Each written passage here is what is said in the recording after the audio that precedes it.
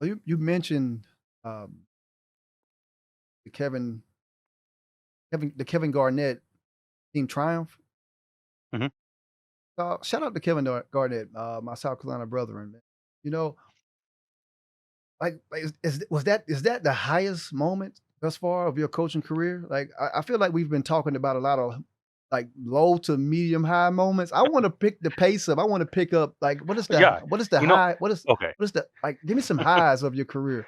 So, I remember I lose, right? I'm going into 2019 so 2018, Uh-huh. December, I break up with my girlfriend. We are not in a good situation. I am down in the dumps. It is not a good situation. This I have past December? lost. No, 2018. 2018. 2018. Breakup or we're in a weird relationship. I'm trying to break up. She doesn't want to break up. Whole thing.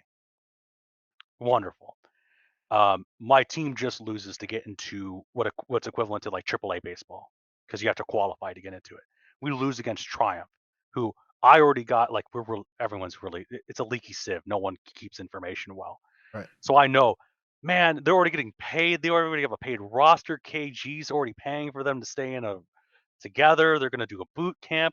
How am I supposed to compete against this in an open division team that literally doesn't want to stay together more than 5 minutes because they're chewing each other out? And when we lose by, when I mean 1 point, not just 1 point, we lost by like 5 meters equivalent to movement. That is nothing in this game and Overwatch. So I am just torn up. I am pissed. Everyone leaves call and nothing's happening. And I took yoga and I said, screw it. I'm going full on monk. Uh-huh. I quit gaming. I joined some friends. They really supported me. They brought me back up. And one of my boys, Alex, just like, man, like you got a pretty good run in Overwatch, but like you should probably look at the other stuff. And you should probably like think about what you want to do with your career. Maybe you could work at schools, maybe you could do this, maybe you could do that. And as soon as I took a step back and understood where I could go, um, I started reaching out and being like, I some of my ironically one of my former manager who I worked with, he was a 16-year-old kid, Right. Hunts. I really appreciate him. I'll call him out.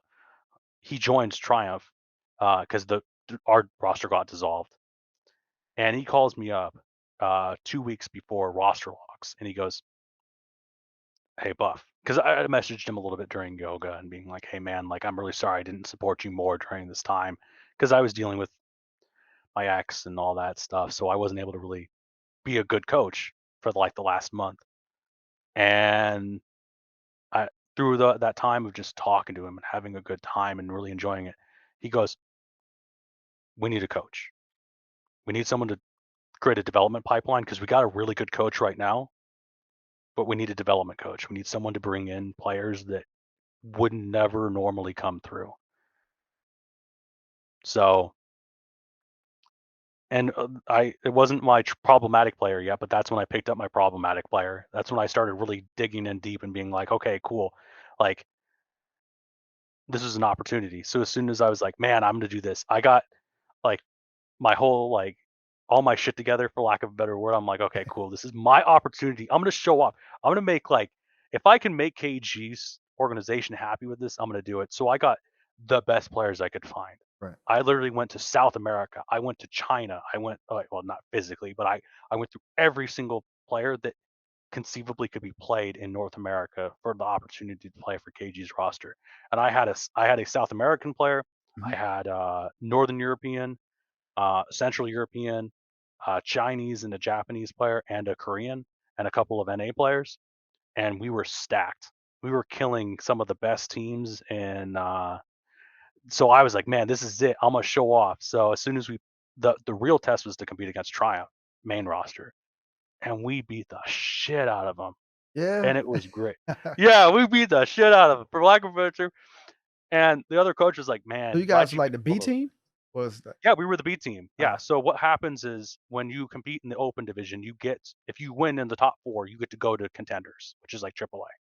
And then every season, the bottom four teams and contenders competes against the top four teams in open division. So you can compete against teams. So if all four teams in the open and contenders lose to the open division, it flops. So you can have four new teams, or you can have two teams, you can have three teams, whatever it is. and there was already a concern of like, oh, what happens if Triumph gets 2 spots? We were already going to sell it. Like it was already confirmed that if we were going to do this, we were going to sell the spots so we can make money for my roster. So that was the whole play. Was every single season we were going to sell the spot to another team because we had such a like dominant roster.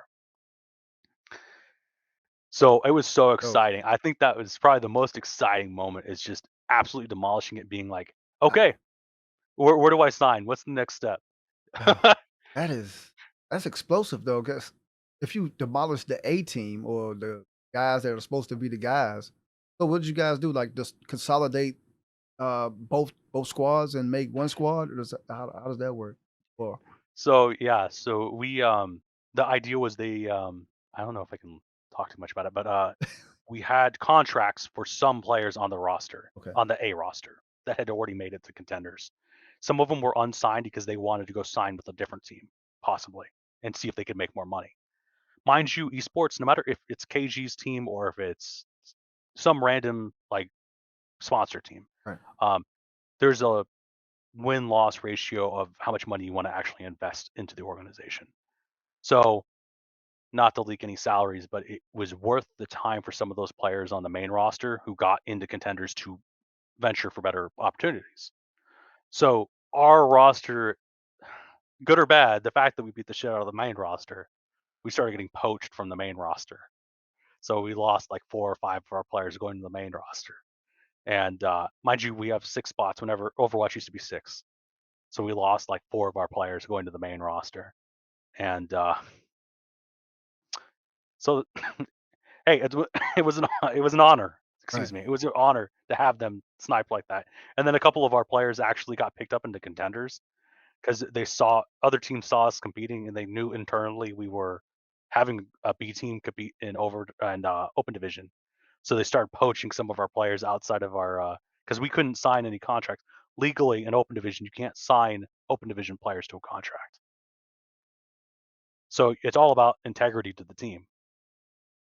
So I have to prove to them saying, next season you could be up in the main roster because our whole idea was each season we're going to recycle players out and sell them to other rosters or keep them on the main roster and then bring them up to the main or move them from the B roster to the A roster. Like a it's So then like a talent pipeline almost like you that shining was shining diamonds, shining diamonds, shining diamonds. Boom, you're a diamond now. Go live, right? Is that how it is? yeah, that was exactly the play. And I got to meet with the owner, one of the co-owners, and that was we got to sit down here in San Diego during TwitchCon. Um, and that was an awesome experience was talking to him and being like, okay, like this is working, like this is available to do. It's just when we went into open division and wiped out like the first 3 teams that were like competitors that we knew were competitors, roster locks weren't, it's basically like trading season, for baseball or basketball. There's only a certain amount of time before the season, like in the middle of the season, trade line, the trade cutoff happens. Right. A lot of our players started getting poached. So I respect it. A lot of them got spots. A lot of them got awesome opportunities. I was about to say, is Um, that a good thing or is it a bad thing? Or like both? a- as a coach, independent coach, I'm so happy for them. For my job, I am upset because I'm going to lose my because average spot of a cost to get a spot in contenders to sell it was about $10,000. So Wow. we were if we couldn't secure a spot in contenders, we were losing $10,000 every season, potential $10,000. So yeah, so it was good and bad, and I really liked that high intensity. But by the end of the first season, the fact we couldn't roster lock and contract players in open division, it was really, really difficult. There was no real way to get out of that situation. It's just difficult overall.